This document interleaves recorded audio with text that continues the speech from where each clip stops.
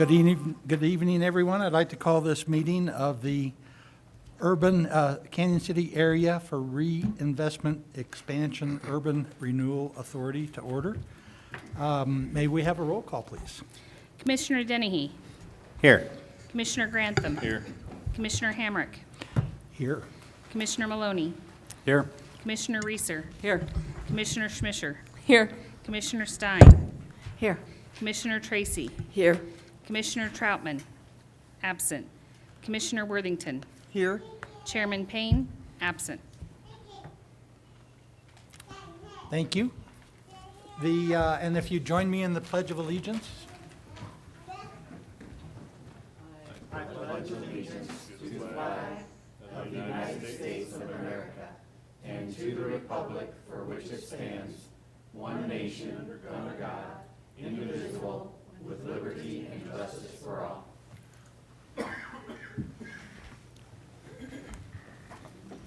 Thank you, everyone. Do we have any citizens present that would like to address the Urban Renewal Commission? Seeing none, we will then move on to the consent agenda, and we need to approve that first.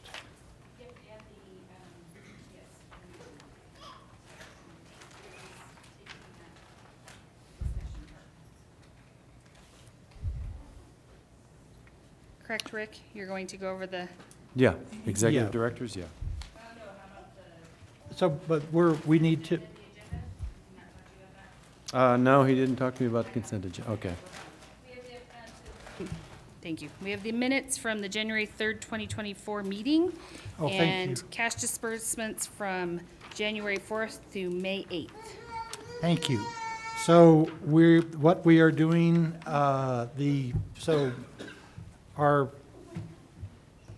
So Rick Harmon, you're going to review that agenda and consent agenda for us, is that correct? I'm, Okay. Yeah. all see- right, okay. So what, are there any additions or corrections to the agenda or consent agenda? No, sir. That's, so I'm looking for a motion. Yes, sir.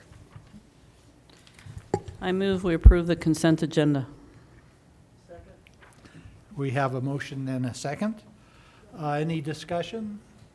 Any corrections? Seeing none, would you call the roll, please?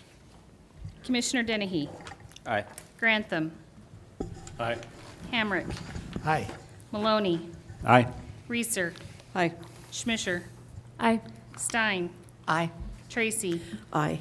Worthington. Aye. Thank you for that. We do not have a financial report? or do Oh, yes, do? we do, and it's Okay, quite all lengthy. right. That's what I get for trusting my notes here. Oh, no, it's all good.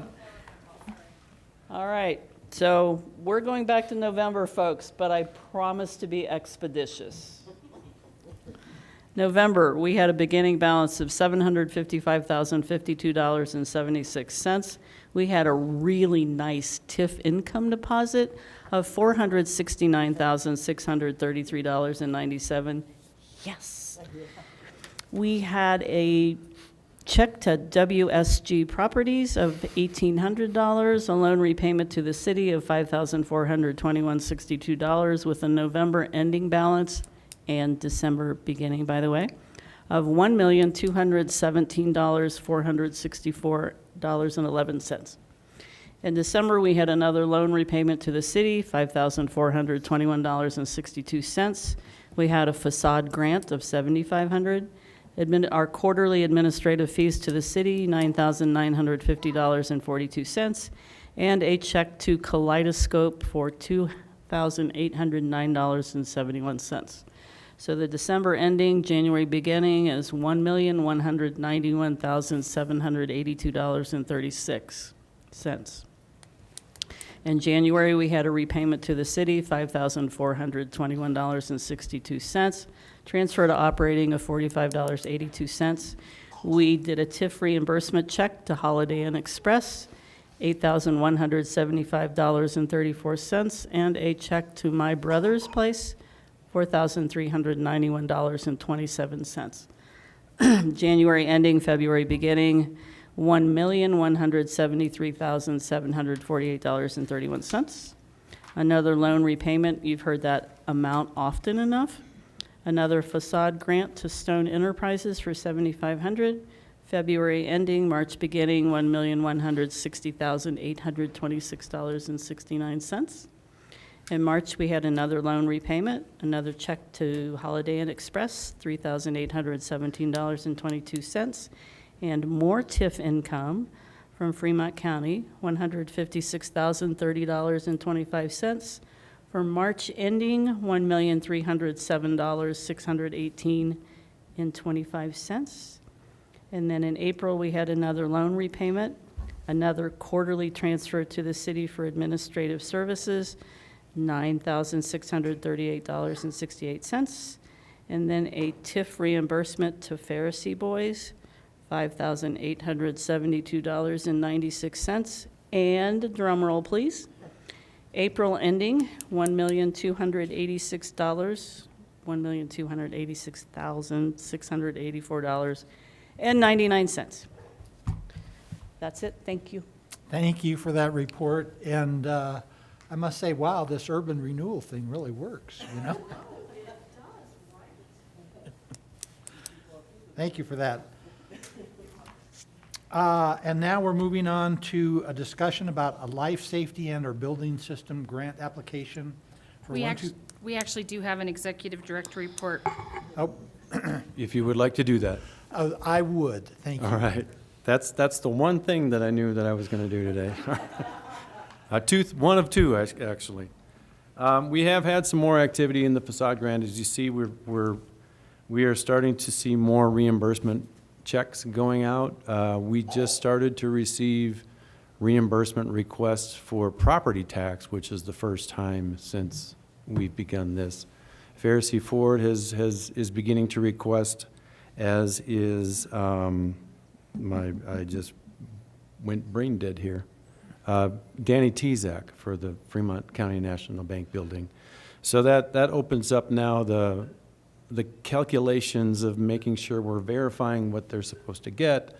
So we'll be getting that, we'll be, I guess, streamlining that process, because when you start to talk about property tax and all the sharebacks, it gets a little confusing. So we are still starting to see some more activity in the reimbursements, though. We have a facade grant application in hand for 309-313 Main Street for window replacements. That's the building on the west side of New Method Laundry. They were actually contacted by the planning department because they have an old sign there that needs to be taken down, and asked for some forgiveness on that while they apply for a grant. So they've got an application grant in, or excuse me, a facade grant application in, and I am reviewing that, and it sounds like everything there is good.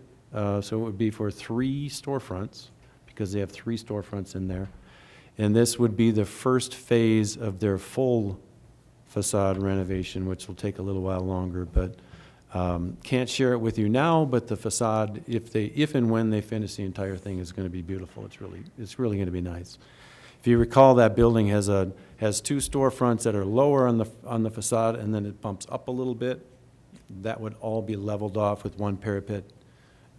Really nice looking addition to our downtown, especially the 300 block. So I will have that reviewed probably next week. I've been pretty slammed on other things. But they're not in a huge hurry, because we have to do that in conjunction with New Method demolition. Let's see, life safety grants, no new projects yet. I've had a couple of conversations out there. The 619-621 that was approved last fall is moving along very nicely. We don't approve reimbursement until the projects are complete, so we won't see a reimbursement check soon. And then 519, 521, which is Byron Elliott's building. They've got the 10 units upstairs that they're building. The fire suppression is in. They are continuing their construction as well. So we're looking forward to them being completed in the coming months. So progress there. We are also going to have a meeting soon, and I don't know if this will affect an application or not for a life safety grant or facade grant, most likely facade. But there's a buyer interested in the Spectrum Building, 402 Main Street, who would bring a very nice addition to our downtown. So we're going to meet with him and do what we call a development review team. So he will be meeting with the building official and the fire department, water, to talk over renovations to the building. He's going to have a mason there with him to talk over what may need to be done to the facade. All in effort to help him complete this acquisition and move forward with us. So that's a good thing. So probably probably a facade grant, maybe building systems grant application. We'll see when we get there. You may have been in the St. Cloud Hotel. The St. Cloud Hotel is very pleased with how things are going for the 1887 eatery, the war room, and the public house. I've had the opportunity to speak at a number of conferences recently, and will be, not at a conference next week, but we'll be helping Downtown Colorado, Inc. with 2 other communities thinking about urban renewal. There's a lot of talk about the St. Cloud Hotel right now out in the community, out in the state, outside of the state actually as well. So they are moving along well. Ryan and I have had a conversation with them. They're changing their corporate structure a little bit. They're putting the buildings as they had before into individual ownership, but they've created Unbridled Hospitality, which will be the operating company for the restaurants and the hotel. So Stan has asked us to consider, or we will be talking to them more about how there may be more TIF opportunity there, or whether there may be an opportunity with the increased cost of the building to come back for more. But we haven't had any detailed conversations about that. It's really kind of been, should we do it? What would you think if we did? But we've got more conversations to have before that can come forward. So, and that's what I have for an executive director report. Happy to take any questions. On Any behalf of the questions from the executive director. commissioners? A couple of things. I've a question and a suggestion. And I realize that our executive director, Ryan Stevens, couldn't be here tonight, is a little bit under the weather, but perhaps you could carry this suggestion to him. But now that money is starting to flow from the Urban Renewal Authority and to the Urban Renewal Authority, would it be possible to summarize that in a table? In other words, life safety expenditures. It doesn't necessarily, we don't need to, I don't think, I would not need a lot of granularity, just seeing the total figures and perhaps seeing the total amount of future TIF that is committed, and maybe a list of the economic activity projects that are being assisted through here would be really We could do helpful. that. I'm sure we could do Something that. that would, I think, would be of interest perhaps to all the commissioners. And it's probably a good time to do a summation like that. Yeah, since we- that might give the executive director report a little bit Mm-hmm. of structure for us to review on a monthly basis. Now, for my question, is there a way that we could use facade improvement money at the New Method Laundry?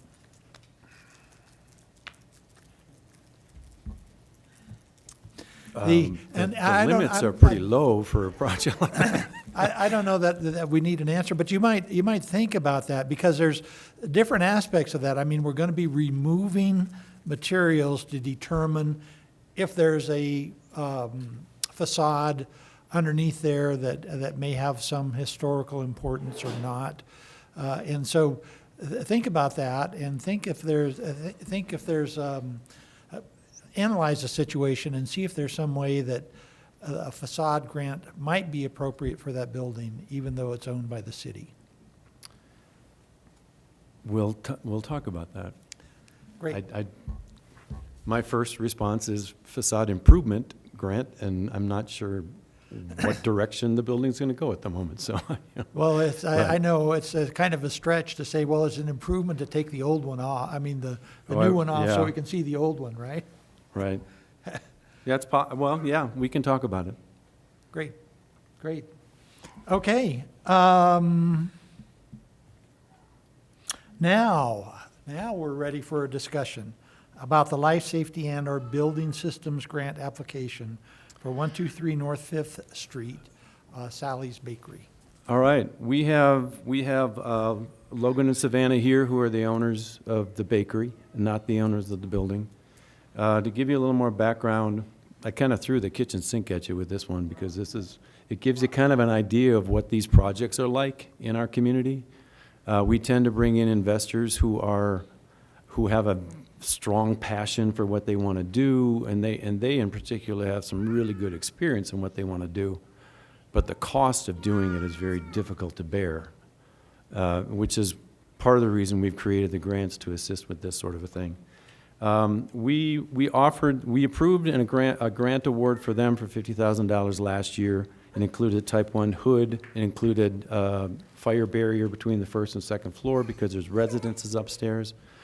The cost of doing this, partially because of the cost of increased cost of the hood itself, partially because of the cost of doing this in a historic structure, makes it very, very difficult to be viable as a business if they were to do this. So Logan came to me, called me, asked me if, gave me the rundown on the type 1 hood, asked me, and then sent it in a letter if we would approve the electrical.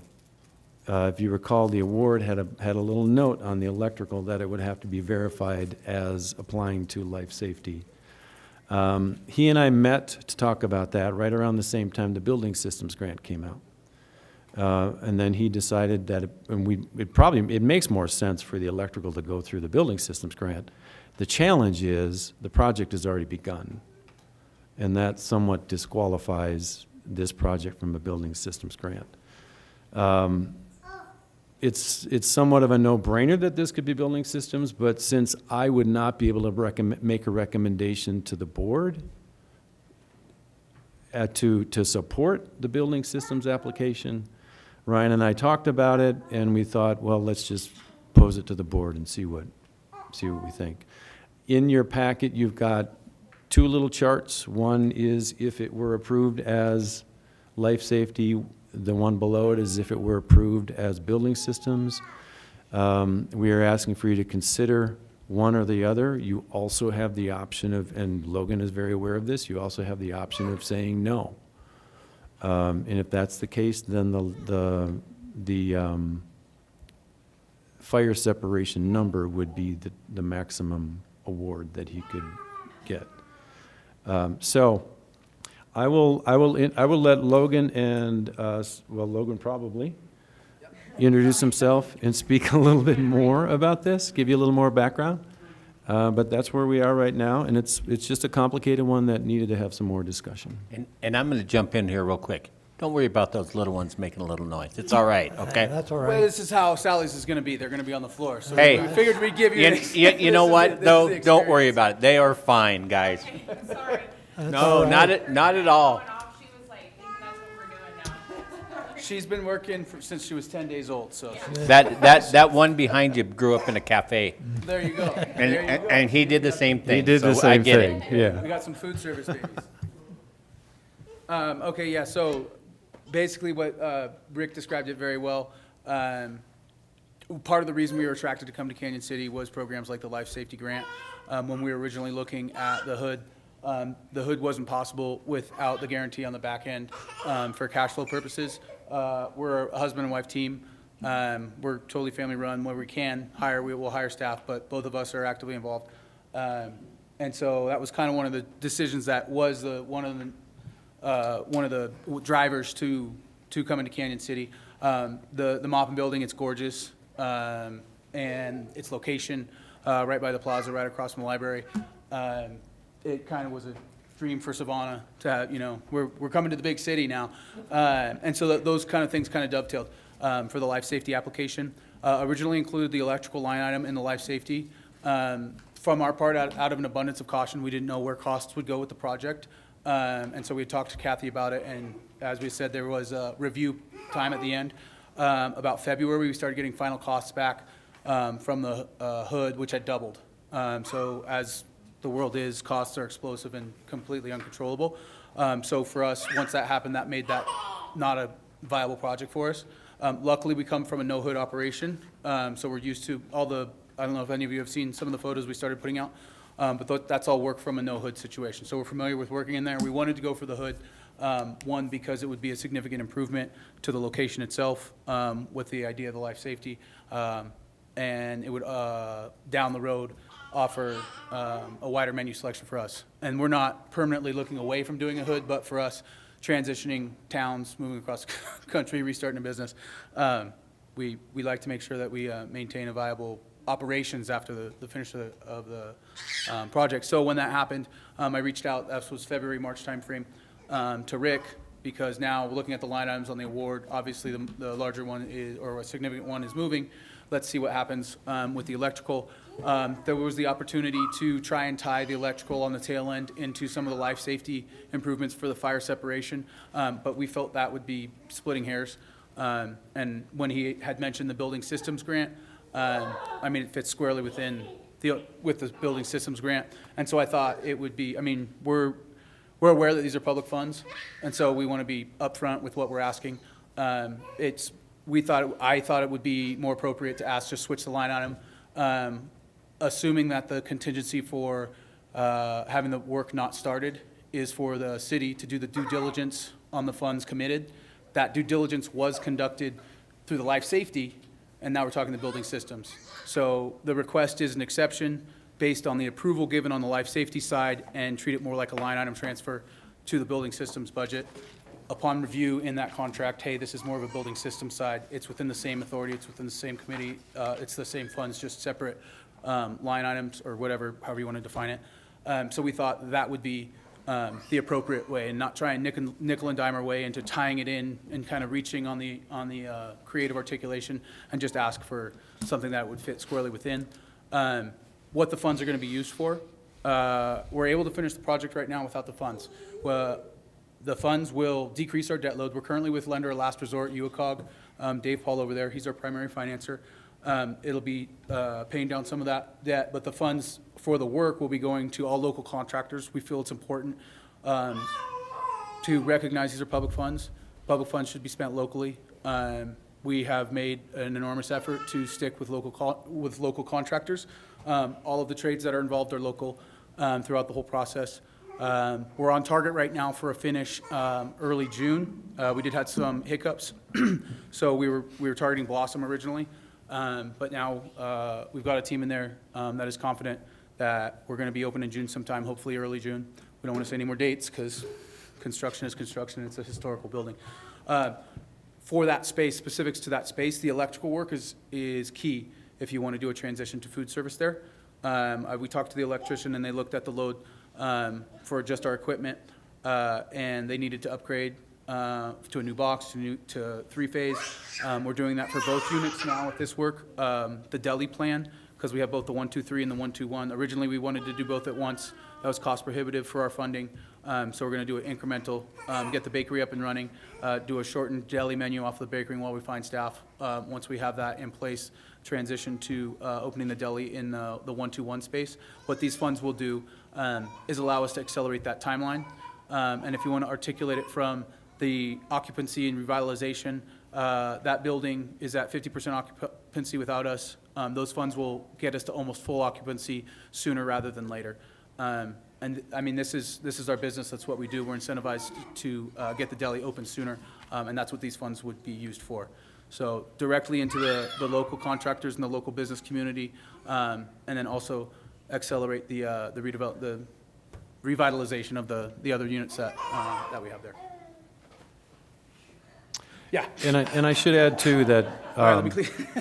That's a lot. You should hear them at the counter. yeah, people don't know what they're You want a buying. muffin? It'll be, you know.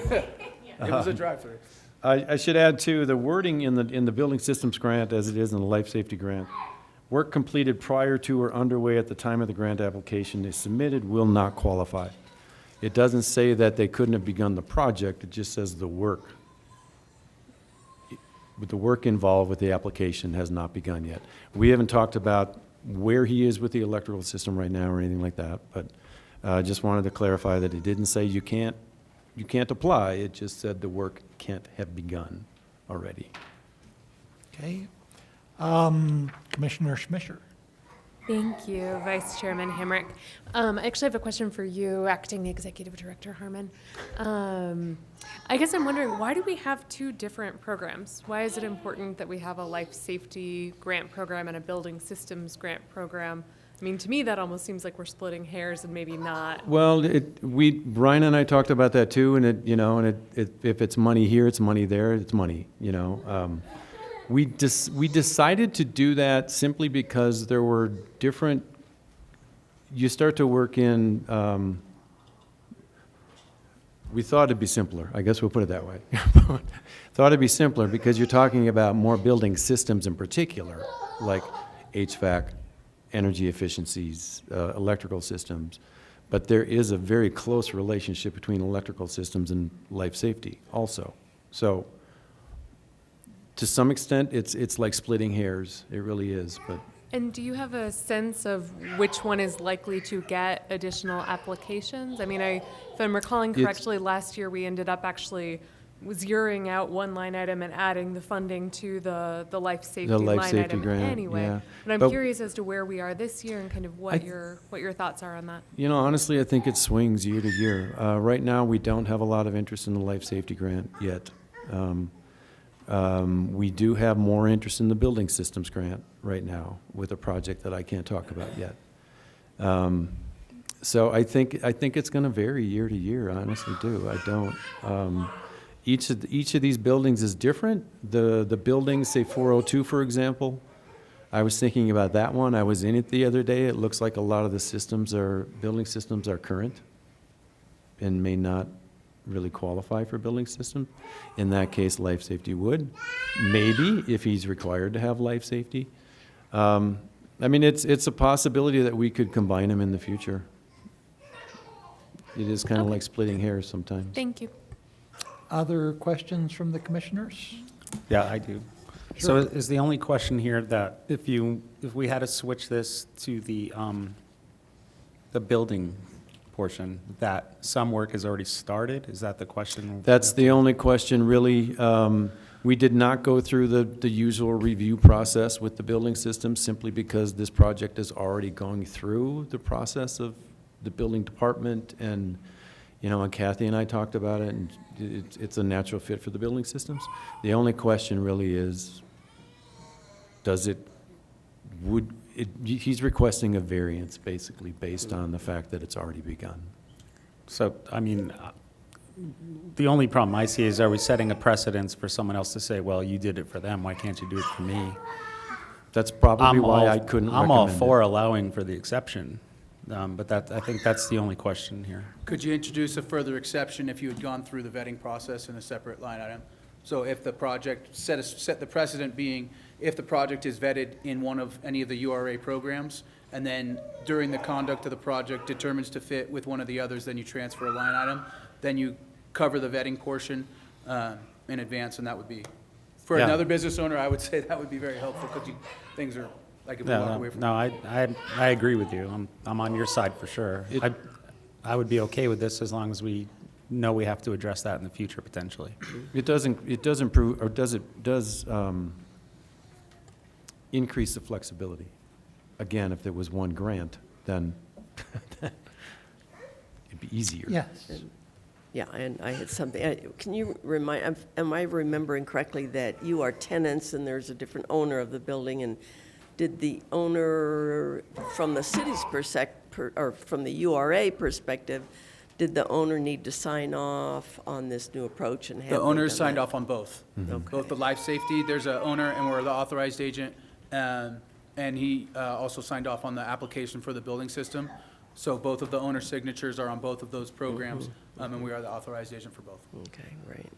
Yeah, I agree too with what Jerry said, that You know, where the goal is the same, and it's just kind of looking at it from the URA side as to whether we need to do something with language in the future so that we're not just getting ourselves wound up in changes as we go along on a lot of different projects. But in this case, to me, it makes total sense to go in the direction that's been proposed. Commissioner Stein. Yes,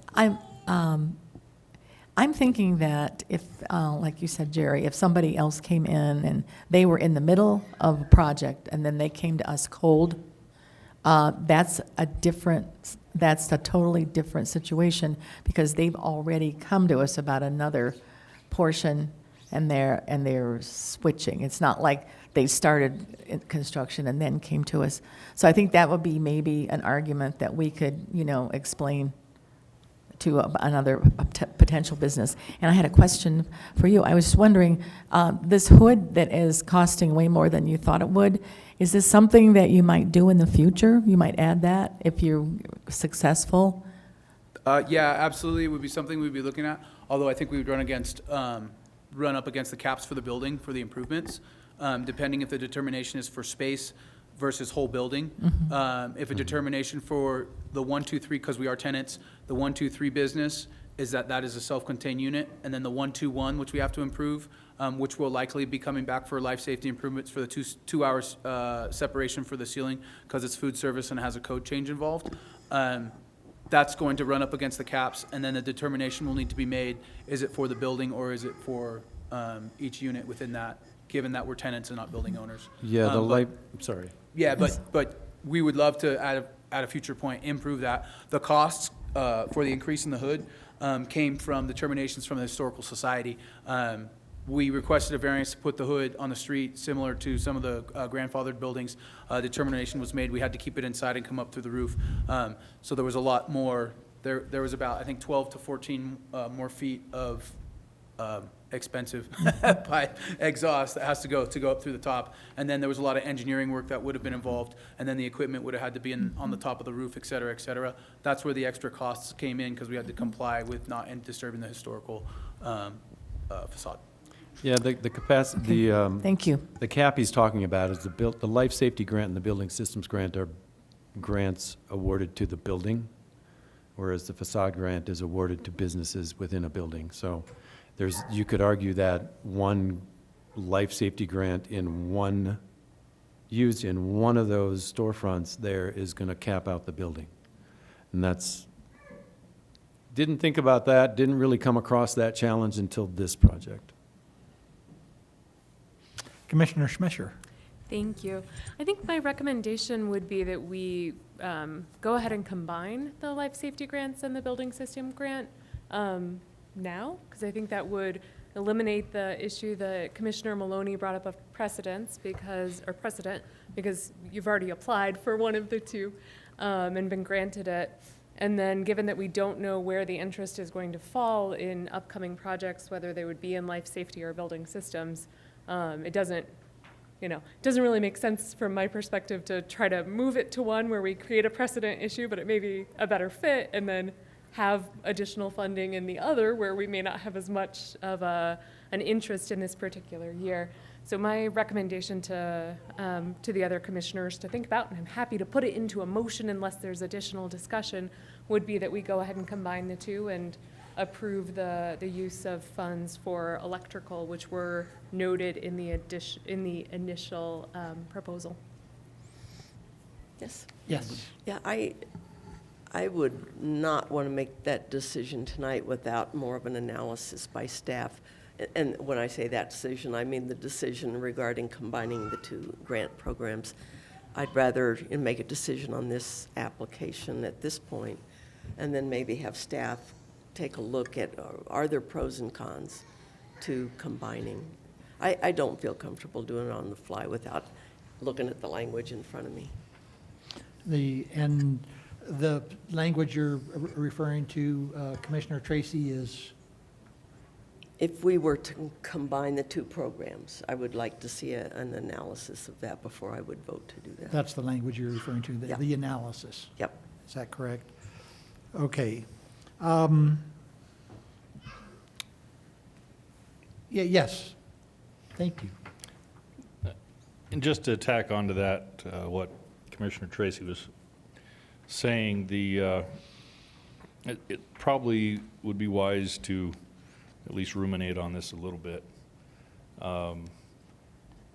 We did pass a budget that has them separate. And I think that would require some kind of formality in a budget amendment if we're going to combine those things. Just thinking out loud that we might have to do that.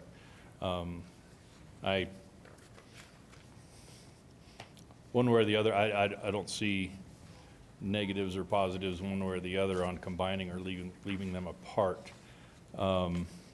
If there's very little difference. It seemed like when we were talking about this last year and putting one in and then adding another one in, that we had rationale for having both of them.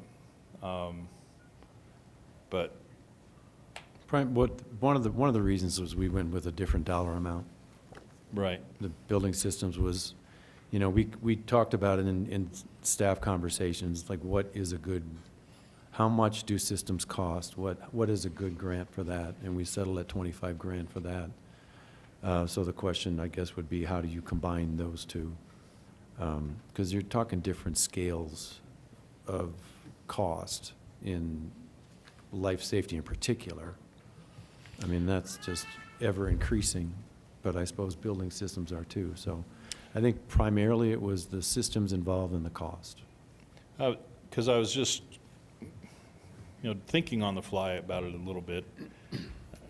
I seem to recall that, part of the discussion of having the two different ones was just because you could easily eat up the entire, if we combined this to $175,000 for 2024 for the two grant programs. You get one or two big projects in a year and one side or the other, and then you don't have anything left for life safety or vice versa. Yeah, and we don't want to pay for the entire projects. We want to try to be fair with the money and split it up a little bit more, I think there's a lot to discuss, Yeah, but I just, in cases like this, it is kind of like splitting hairs though with, it is. you know. It is. And which goes back to the point that the commissioner was making, that, maybe we ought to just combine them back. But at least let's chew on it a little bit more. And then if we are going to do that, we'd have to see if we have to do a budget amendment in order to recombine those things. Commissioner Worthington. Thank you. I think basically bringing it back, I agree that we probably need to follow it through a little bit more on that. But to get it back so Logan can take a deep breath too, I feel in this case that we are supposed to be business friendly. And I believe in gray areas because basically nothing in life is black and white. And in this case, I think this makes very good sense to grant this variance in order to allow them to continue on. Thank you for that. I do have a comment here. And this is I'll make it in the form of a question. So Rick, we have the life safety grant and we have the building facilities grant. If you apply for one, you're not eligible to apply for the other? We don't have it worded that way. You are eligible. You're eligible Yeah. to apply for both Yeah. if needed. And including a facade grant. Okay, Yeah. so perhaps the solution is, rather than combining, is to break it apart and make it a life safety grant and a building facilities grant for the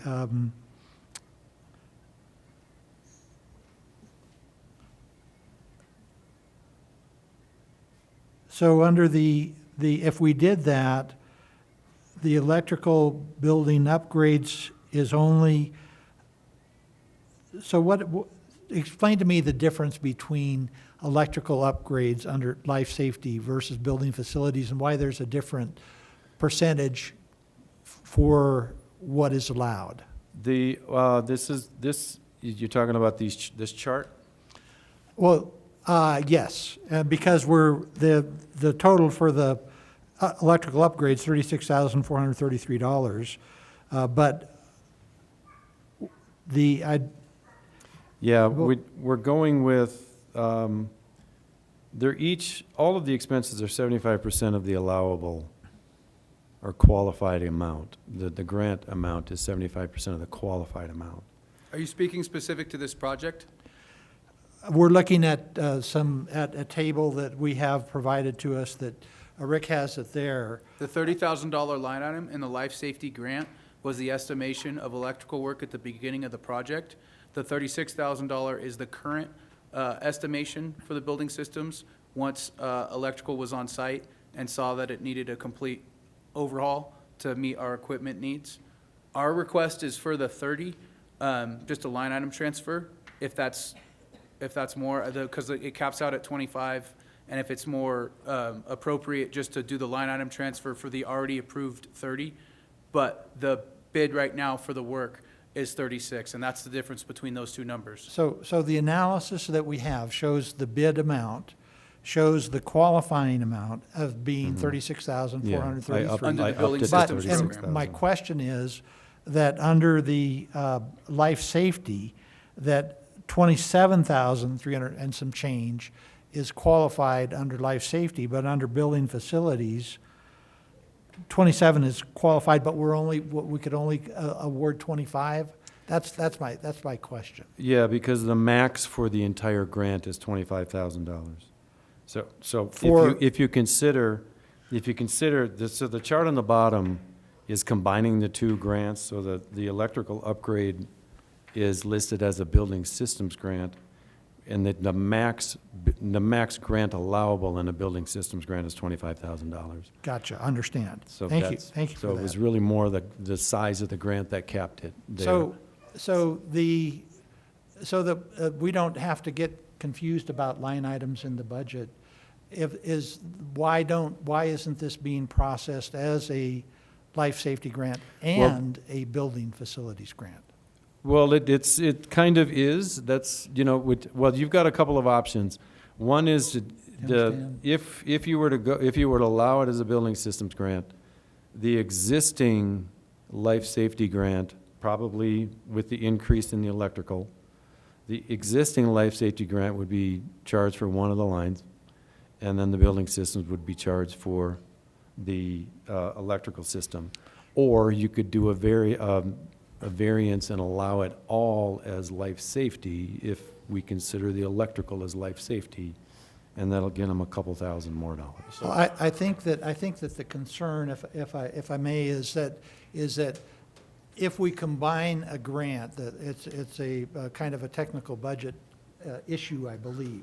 If we combine two line items in our budget through this grant process, then we no longer have those line items separate. Correct. in the He would budget. be having two applications, and And- Ryan would have to sign approve another application for the building So systems.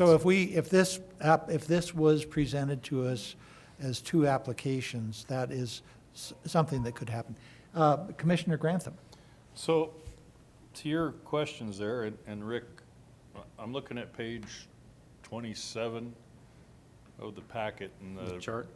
In the second chart that says combined. Is that what we're talking about?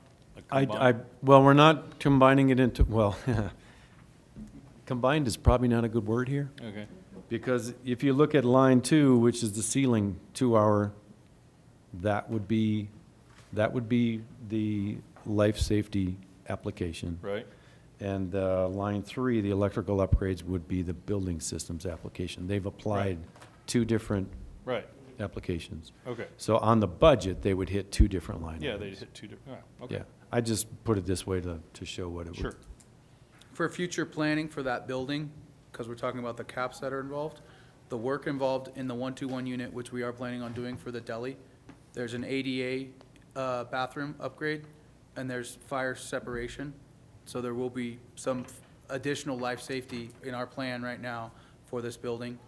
And then there will also be the finished work for the electrical for an additional building systems, which I don't know if that cap that would get into whether or not the spaces are different, but there's room in the life safety grant, as it's written right now, in the strictest understanding for the additional life safety improvements in the 121. Commissioner Maloney.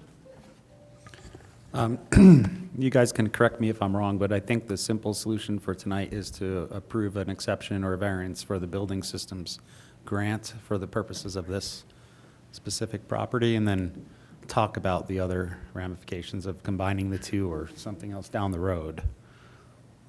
It seems like that's the simple solution, then we just have to say we're okay with this exception for the building systems grant. That's all.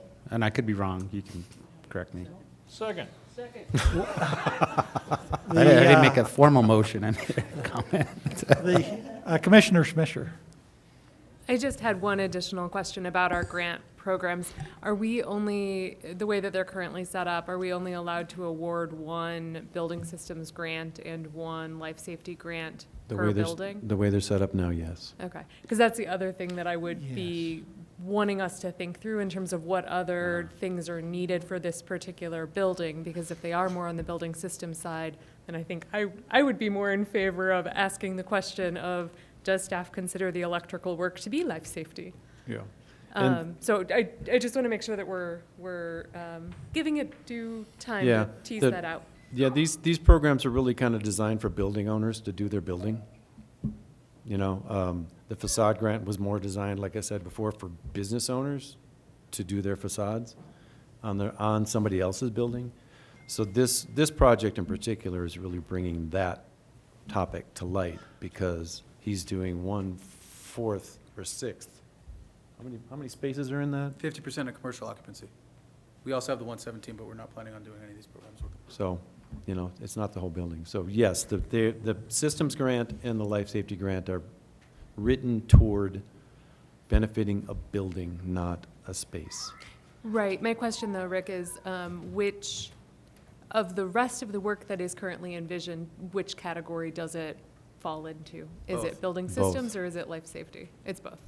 Okay. And does staff consider the electrical work to be life safety in nature? Not or no? necessarily. Okay. Staff would consider Then third, anything that Commissioner applies. Maloney's, Yeah. motion. So, Third. so I would ask for a restatement of the motion, please.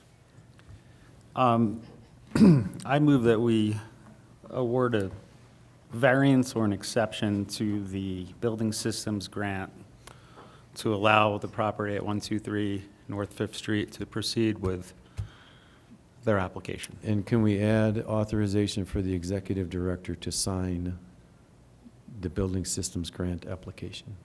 Yes. As stated by me, apparently. Second. Whew, boy, I didn't even have to ask. All right, we have a motion and a second. Are there other discussions? Seeing none, please call the roll. Commissioner Dennehy? Aye. Grantham? Aye. Hamrick? Aye. Maloney? Aye. Reeser? Aye. Schmischer? Aye. Stein? Aye. Tracy? Aye. Worthington? Aye. So let's get open. Thank you, guys. I'll go tell my wife. John, Yes, before we adjourn, please. just a quick comment for folks. Maybe whenever our next meeting is, I'll have something maybe a little bit better prepared. But I want to talk about the numbers as far as from the assessor and looking forward as far as, you know, what, because I think we saw the first numbers coming in from the county, the 156,000. What that looks like. I think a comment was made earlier that, you know, we're finally starting to see this revenue. I think it was stated coming from the URA to the URA. It's not how it's happening. That money does not fall out of the sky and slide down the rainbow into our pot of gold. That's not where this money comes from. This money comes from the other underlying taxing districts. And the gains that those tax districts do not see the increases from this point forward, those increases that they do not see for these improvements comes here. And all of that was originally done without the consent of those other tax districts. So just remember that as we are spending other people's money. Not only are we spending other people's tax dollars, we're also spending other tax districts' tax dollars, which now belong to this URA. I'd be happy to, I was going to talk to Chairman Payne and Ryan about that tonight. They are neither one here, but I just put that out there, that I would probably like to discuss that a little bit in more detail, just so that we can maybe be a little bit more sober about the money we're spending here. And all for good projects. This project here, you know, this guy stated that this may not happen without this. That is not the case in every case that we have funded. They got money that it helped them, but they were doing it anyway. This one is a genuine, I think, need and well deserved. But that's not every case, and I just want to remind folks that there are other tax districts that are doing without because of the money that was being described here. So far, the vast majority of that money, all of the money, up until that $156,000 was city sales tax increment. That will not be the case from this point forward, and increasingly so, it will be coming from the other tax entities. So, thank you. Appreciate it. Thank you, Commissioner Grantham. And I would, just so I believe I heard you say, which I don't believe it is the case. Your points are well taken. I mean, the money does not fall down the rainbow into our pot of gold. That's is certainly true. But this is all per written agreements with those taxing districts, is my understanding. Thank you for those comments. And any other comments from commissioners? Then we are adjourned.